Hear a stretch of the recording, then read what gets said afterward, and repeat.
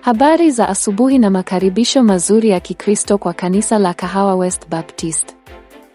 Tunakaribisha kwa pekee wale wote wanaoabudu pamoja nasi kwa mara ya kwanza kabisa leo.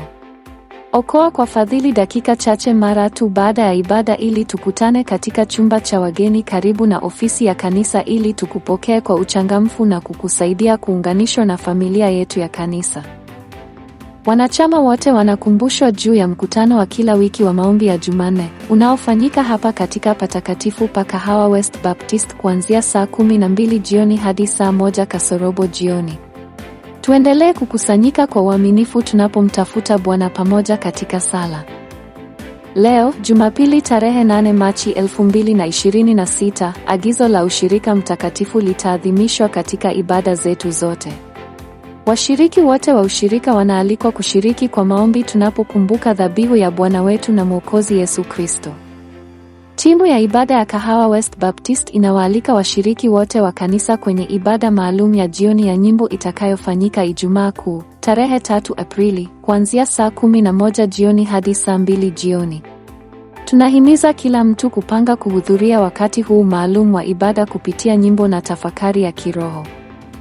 Washiriki wa baraza la kanisa wanaarifiwa kuhusu mkutano uliopangwa kufanyika Jumapili, tarehe 15 Machi 2026, kuanzia saa 8 jioni.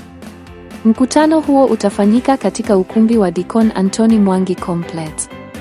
Wajumbe wote wa baraza wanaombwa kwa upole kutangaza tarehe na kupanga mipango ya kuhudhuria.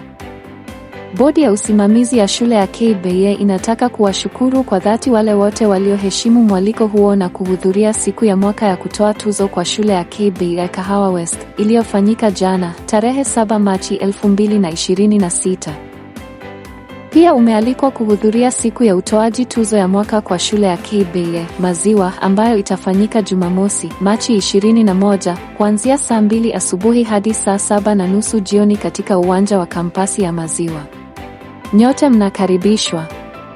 Wazazi na walezi wa wanafunzi wa shule ya sekondari ya vijana na waandamizi wanaarifiwa kuhusu kikao cha Aprili cha mpango wa ushauri wa Joshua Esther, kitakachofanyika katika shule ya sekondari ya KBA mnamo Alhamisi, tarehe 9 na Ijumaa, tarehe 10 Aprili 2026.